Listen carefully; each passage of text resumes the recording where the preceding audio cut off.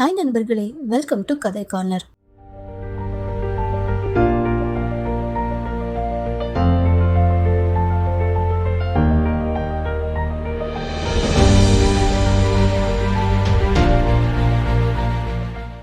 முன்னொரு காலத்துல இத்தாலி நாட்டுல வெரோனாங்கிற நகரத்துல ரெண்டு முக்கியமான அரச குடும்பங்கள் வாழ்ந்து வந்தாங்க.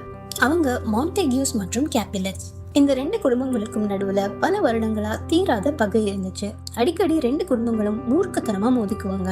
இவங்களோட மோதல்களால நிறைய மக்கள் பாதிக்கப்படுறத பார்த்த வெரோனா நகரத்தின் இளவரசர், இன்னொரு தடவை நீங்க இப்படி சண்டை போட்டீங்கன்னா உங்க ரெண்டு குடும்பத்தையும் ஊரை விட்டு ஒதுக்கி வச்சிருவேன்னு ஒரு கட்டளையே போட்டாரு. கொஞ்ச நாள் கழிச்சு கேபிலட்ஸ் குடும்பத்தின் தலைவர் ஒரு பெரிய விழாவை ஏற்பாடு செஞ்சாரு. அந்த விழாவில தன் மகள் ஜூலியட்ட ஒரு செல்வந்தர் கிட்ட அறிமுகப்படுத்தணும்னு நினைச்சாரு. அந்த செல்வந்தர் ஜூலியட்ட திருமணம் செஞ்சுக்க ஆசைப்பட்டாரு. ஜூலியட் ஒரு அழகான அப்பாவியான இளம்பெண். அந்த பக்கத்துல மான்டேகியோ குடும்ப தலைவரின் மகன் தான் ரோமியோ. ரோமியோ ஒரு துடிப்பான புத்திசாலி இளைஞன். அவனோட ரெண்டு நண்பர்கள் பென்போலியோவும் மர்கூட்டியோவும் கேபிலட்ஸ் நடத்துற அந்த விழாவை பத்தி தெரிஞ்சுக்கிட்டாங்க. அங்க மார்வேடத்துல போய் ஏதாவது பிரச்சனை பண்ணலாம்னு 3 பேரும் சேர்ந்து திட்டம் போட்டாங்க. அந்த விழாவில தான் ரோமியோவும் ஜூலியட்டும் முதலா பாத்துக்கிட்டாங்க. ஜூலியட்டை பார்த்ததுமே ரோமியோ காதல்ல விழுந்துட்டான். ஜூலியட்க்கும் ரோமியோவை ரொம்ப பிடிச்சிருந்தது. அந்த சமயத்துலதான் ரோமியோ அவங்க எதிரி குடும்பத்தை சேர்ந்தவன்னு ஜூலியட்க்கு தெரிய வந்தது. அதே நேரத்துல ஜூலியட்டோட கசின் டைபால்ட் ரோமியோவையும் அவனோட நண்பர்களையும் கண்டுபிடிச்சிட்டாரு. உடனே அவங்கள வெளியே துரத்திட்டாங்க. ரோமியோவும் ஜூலியட்டும் பேசிக்க முடியலன்னு மனசொடைஞ்சு போயிட்டாங்க. அன்னைக்கு ராத்திரி ரோமியோ கேபிலட்ஸோட வீட்டையே சுத்தி வந்தான். ஜூலியட் வெளியே வந்தா அவளை பார்த்து பேசணும்னு ஆசைப்பட்டான். அப்ப அங்க ஒரு பால்கனில ஒரு வெளிச்சம் தெரிஞ்சது. ஆமா, அது ஜூலியட் தான். ரோமியோ ஆசைப்பட்ட மாதிரியே ஜூலியட் வெளியில வந்தா. ரோமியோ அவ அழகுல மயங்கி விழுந்துட்டான். இது என்ன கிழக்கு திசையா? திடீர்னு சூரியனே வந்த மாதிரி இருக்கே. இந்த பெண்ணோட அழக பார்த்து நிலாவே பொறாமப்படுற மாதிரி இருக்கே. அவளோட கண்கள் நட்சத்திரங்கள் மாதிரி ஜொலிச்சு இந்த இரவு கூட பகலா மாத்துது. இப்படின்னு ஜூலியட்டோட அழக வர்ணிச்சுட்டு இருந்தான் ரோமியோ. பால்கனிக்கு மேல இருந்த ஜூலியட்டோ, ஓ ரோமியோ, நீ ஏன் மான்டேகியூவை சேர்ந்தவனா இருக்கணும்? உன்னோட இந்த பேரை நீ மாத்திக்க கூடாதா? உன்னோட குடும்பத்தை துறந்துட கூடாதா? இல்லனா நீ என்ன காதலிக்கிறன்னு ஒரு வார்த்தை சொன்னா நான் என்னோட பேரை மாத்திட்டு என் குடும்பத்தை துறந்துட்டு உன்னோடய வந்துருவேனே அப்படின்னு எல்லாம் தனியா புலம்பிட்டு இருந்தா. கீழே இருந்து இதை கேட்ட ரோமியோக்கு சந்தோஷம் தாங்கல. அப்படியே சத்தமா, நீ சொன்ன மாதிரி நான் செய்யறேன், ஆனா நீ என்ன அன்பேன்னு ஒரு முறை கூப்பிடணும் அப்படின்னு சொன்னான். இதை கேட்டு ஜூலியட் திடுக்கிட்டா. யார் அது? நான் தனியா ஏதோ பேசிட்டு இருக்கிறத ஒட்டு கேக்குறதுன்னு கேட்டா. அதுக்கு ரோமியோ, நான் என் பேரை சொல்ல முடியாது, ஏன்னா நீதான் அந்த பேரை வெறுக்கிறியே அப்படின்னு சொன்னான். ஜூலியட் உடனே, நீ ரோமியோ மான்டேகியூ தானே அப்படின்னு கேட்டா. நீ எப்படி இங்க வந்த? உன்னை யாராவது பார்த்தா கொன்னுடுவாங்க அப்படின்னு பயந்தா. அதுக்கு காதல் மன்னனான ரோமியோ, உன்னோட சொந்தக்காரங்க 20 பேர் ஒன்னா சேர்ந்து என்னை குத்துனா கூட பரவாயில்ல, ஆனா உன்னோட ஒரு சின்ன கோவ பார்வைய என்னால தாங்கிக்க முடியாது அப்படின்னு சொன்னான். இப்படியே அந்த 2 காதலர்கள் பேசிட்டு இருந்தாங்க.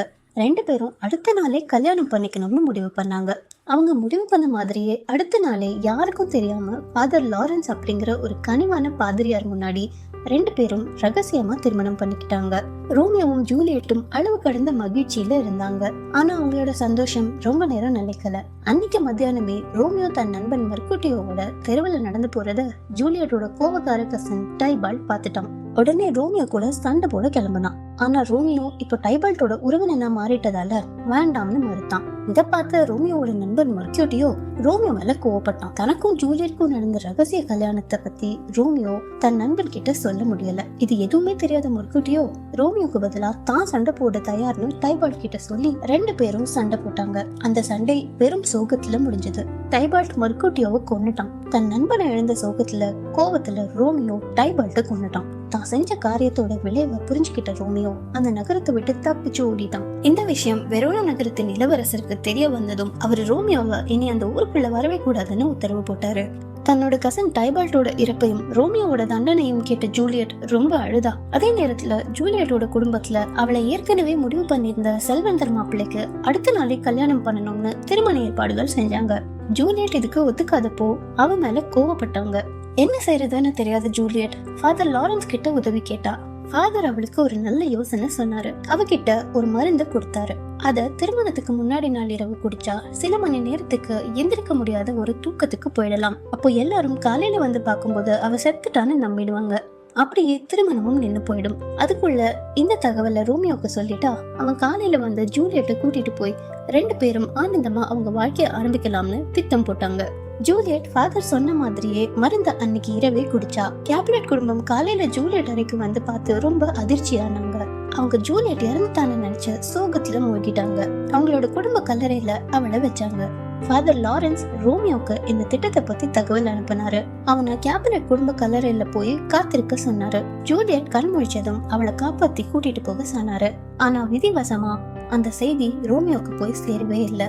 ஜூலியட் இறந்துட்டான்ற செய்தியை தன் வேலைக்காரன் மூலமா தெரிஞ்சுக்கிட்ட ரோமியோ உடனே வெரோனா நகரத்துக்கு வந்தான். ஜூலியட் இருக்க கல்லறைக்கு போனான். ஜூலியட் இறந்துட்டான்னு நினைச்சான்.